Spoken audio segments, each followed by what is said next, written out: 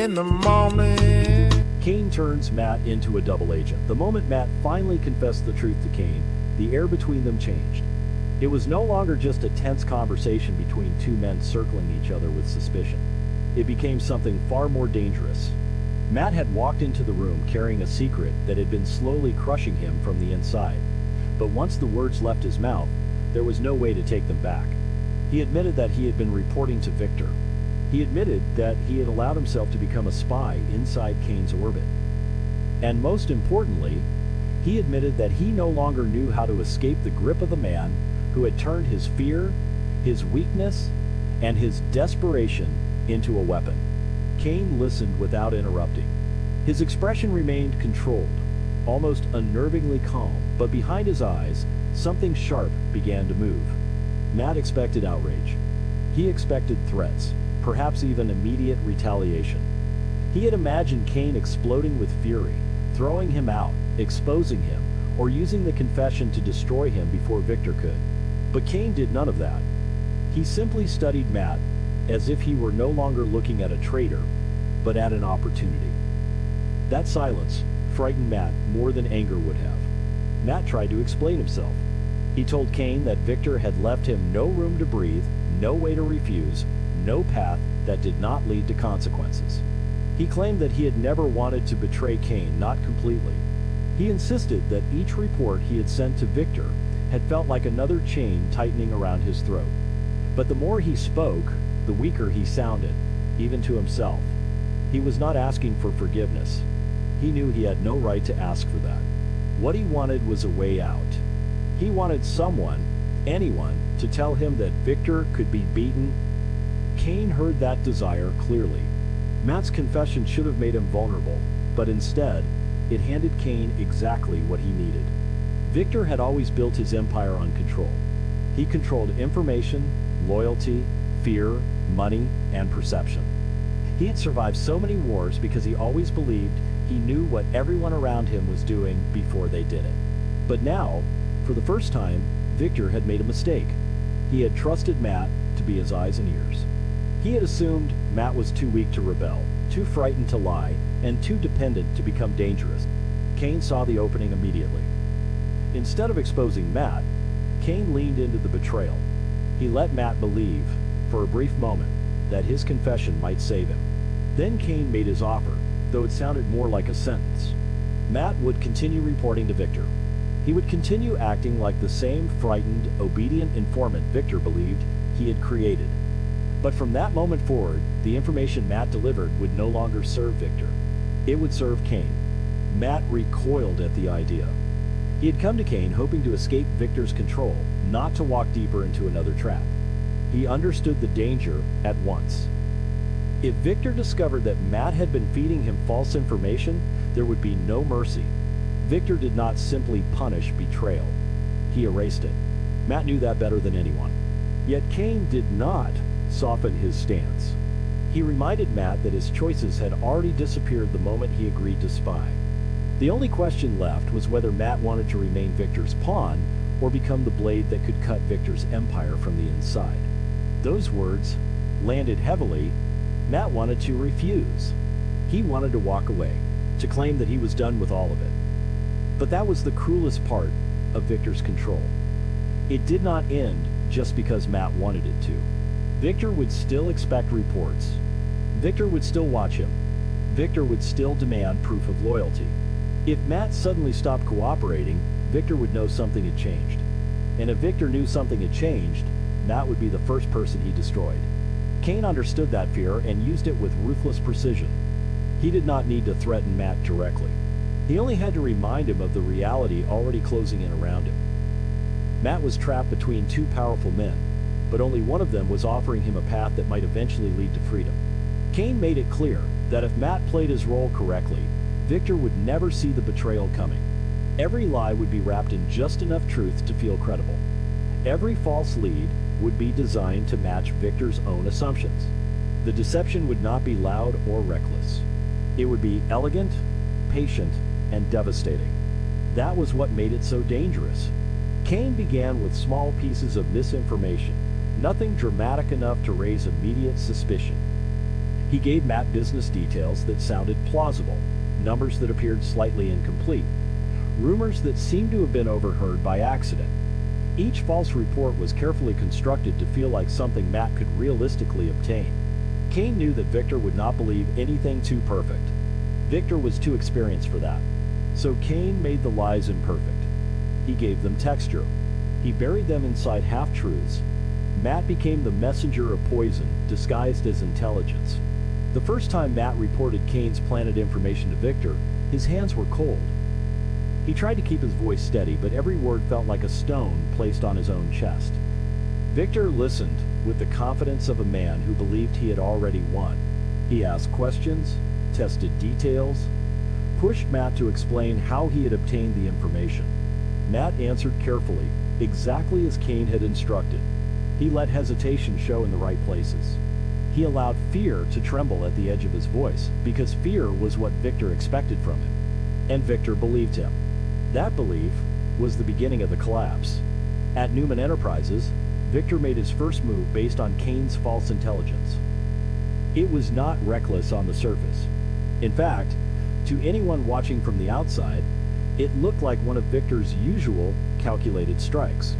He redirected resources, shifted negotiation pressure, and moved aggressively against what he believed was a weakness inside Chancellor Industries. But the weakness was not real. It had been created for him. Victor was not attacking an exposed wound. He was walking into a room Kane had built around him.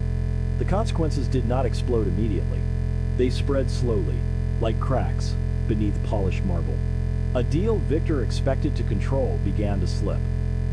A market position he believed would strengthen Newman instead became unstable. Advisors questioned the timing, but Victor dismissed their concerns. He had trusted sources. He had inside information.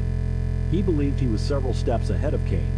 That belief became his blindfold. Meanwhile, Kane watched from Chancellor Industries with quiet satisfaction. He did not celebrate openly. He knew the game was still too delicate. Victor could not be underestimated. One wrong move, one report too convenient, one emotional slip from Matt, and the entire plan could collapse. But Kane also knew that the first false step had been taken. Victor had moved exactly where Kane wanted him to move. Matt, however, found no satisfaction in it. Each time he saw the consequences of the information he carried, the guilt grew heavier. He had told himself that he was only doing what he had to do to survive. He had convinced himself that Victor deserved to be deceived because Victor had used him first. But survival did not erase responsibility. Matt was not simply passing messages anymore. He was helping Kane damage an empire, and the fallout was beginning to touch real people, real careers, real futures. Newman Enterprises was not just Victor's throne. It was filled with people who had no idea they were becoming casualties in a private war. That knowledge tore at Matt. Kane noticed the hesitation before Matt admitted it. He saw the pause before each report, the way Matt's eyes shifted whenever Victor's name came up, the way his confidence weakened when the stakes rose. Kane could not allow that. Sympathy was a luxury the plan could not afford. So he tightened his hold on Matt, not with rage, but with pressure. He reminded Matt that turning back now would not undo what had already happened. It would only expose him. If Matt lost his nerve, Victor would trace every mistake back to him. And if Victor found out, there would be no rescue. Matt understood the message. Kane had not freed him from Victor. He had simply moved him into a different cage. Still, Kane's strategy continued to work. The next pieces of false information were more dangerous. They involved projections, investment timing, great internal assumptions about Chancellor's next moves. Kane crafted them with even greater care. He understood Victor's mind well enough to know what kind of bait he would take. Victor did not chase every rumor. He chased advantage. He chased weakness. He chased the chance to prove that no one could outmaneuver him. So Kane fed him exactly that, the illusion of weakness. Matt delivered the information, each time more skilled at hiding his terror. He learned how to let Victor believe he was reluctant. He learned how to appear conflicted without seeming disloyal. He learned how to let Victor pull the information from him, because information taken feels more valuable than information freely offered. Kane had taught him that. The more Victor believed he was extracting secrets, the less likely he was to question who had placed those secrets within reach. Victor's confidence hardened into certainty. At Newman, decisions became sharper, faster, and riskier. Victor pushed forward with moves designed to corner Chancellor Industries, unaware that Kane had already shifted the board. What Victor believed was a trap for Kane became a trap for himself. The damage began to grow. Financial pressure mounted. Strategic partnerships wavered. Whispers started to circulate. For the first time, people close to Victor began to wonder if his instincts were failing him. Victor sensed the change, and that was when the danger deepened. He did not know the source of the problem, but he felt it. Victor had survived too long not to recognize when the ground beneath him was moving. Something was wrong. The information had seemed solid, yet the outcomes were turning against him. He began reviewing every decision, every conversation, every source. His suspicion sharpened. His temper became colder. He questioned results, challenged loyalty, and examined details with the ruthless focus of a man who refused to believe he had been outplayed. Matt felt the walls closing in. Every meeting with Victor became a test. Every question sounded like an accusation. Matt could no longer tell whether Victor suspected him or whether his own guilt made every glance feel dangerous. When Victor asked him to repeat details, Matt wondered if he had contradicted himself. When Victor paused before responding, Matt wondered if the lie had finally failed. The fear became unbearable, yet he could not stop. Kane would not let him stop. Victor would not let him disappear. And Kane, watching from the other side of the board, pressed harder. He understood that Victor's suspicion was inevitable. In fact, he had planned for it. The goal was not to keep Victor comfortable forever. The goal was to keep him uncertain long enough for the damage to become irreversible. Kane wanted Victor questioning everything except the one person he should have questioned first. Matt had to remain useful, but he also had to remain believable. That meant Kane could not simply feed Victor obvious failures. Some information had to pay off. Some leads had to appear valuable. Some smaller victories had to be allowed so that Victor would continue trusting the source of the larger lies. The manipulation became more intricate. Kane gave Matt one piece of information that helped Victor win a minor advantage. It restored Victor's confidence just enough to keep him moving. Then Kane followed it with another false lead, this one aimed at a far more significant decision. Victor, reassured by the previous success, took the bait. That was Kane's genius and cruelty. He understood that trust could be rebuilt just enough to be weaponized again. Matt watched the pattern unfold and felt himself disappearing inside it. He was no longer simply afraid of Victor. He was afraid of Kane, too. Kane did not roar like Victor. He did not dominate a room with the same thunderous authority. But Kane's danger was quieter, more surgical. Victor used force like a hammer. Kane used patience like a blade. And Matt was trapped between them, bleeding from wounds neither man seemed to care about. Yet beneath Matt's fear, something else began to grow: resentment. He resented Victor for making him a spy. He resented Kane for turning his confession into leverage. He resented himself, most of all, for being weak enough to be used by both. Every false report, every careful lie, every staged hesitation became another reminder that he had surrendered control of his own life. He told himself that once Victor's empire weakened, once Kane achieved what he wanted, maybe there would be a way out. But deep down, Matt knew powerful men rarely released the tools that helped them win. The conflict inside him became almost unbearable. There were moments when Matt considered confessing everything to Victor. He imagined walking into Victor's office, closing the door, and telling him that Kane had turned him. He imagined Victor's face darkening, the silence before the storm, the terrible certainty of punishment. Then he imagined Kane exposing him first, framing him as the mastermind behind the deception, leaving him with no protection from either side. Each imagined escape ended the same way: Matt destroyed, alone, and blamed by everyone. So he kept going. At Chancellor Industries, Kane's position strengthened. Every stumble at Newman gave Kane more room to maneuver. Every miscalculation by Victor increased Kane's credibility. Those around Kane began to see him not merely as a survivor, but as a strategist capable of standing against Victor Newman and forcing him into retreat. That mattered. Power was not only about money or contracts. It was about perception. And Kane understood that if Victor could be made to look fallible, the myth around him would begin to crack. That was the true target. Victor's empire was not built only on assets. It was built on fear. People followed him because they believed he always knew more, saw more, planned further, and struck harder. Kane's attack was designed to damage that belief. A financial loss could be recovered. A failed deal could be replaced. But doubt, once planted, was much harder to remove. Kane wanted people to wonder whether Victor had finally lost his edge. And slowly, they did. Victor became more isolated. His frustration increased as the losses became harder to explain. He refused to accept that Kane was simply outmaneuvering him, yet he could not identify the leak in his own judgment. He reviewed data, questioned strategies, and re-examined every move. Still, the answer remained hidden because it was standing in front of him, wearing the same anxious expression Victor had always mistaken for obedience.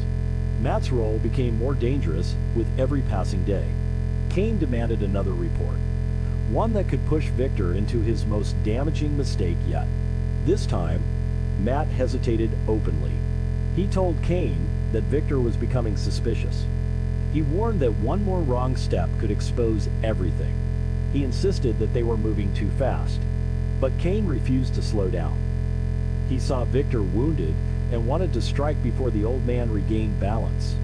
Matt argued that Victor was not like other men. A wounded Victor was not weaker. He was more dangerous. Kane knew that, but he also knew that fear had protected Victor for too long. Everyone hesitated at the edge of defeating him because they were afraid of what he might do next. Kane refused to be one of them. He told Matt that the moment had come to decide whether he wanted to spend the rest of his life running from Victor's shadow or help tear that shadow apart. Matt had no answer. The final piece of misinformation was the most carefully designed of all. It was not simply a false business tip. It was a trap built around Victor's pride. Kane made it appear as though Chancellor Industries was preparing to overextend itself in a way that Victor could exploit. If Victor moved quickly, he would believe he could cripple Kane's position and reassert dominance. But if he committed too much, too soon, the reversal would be catastrophic.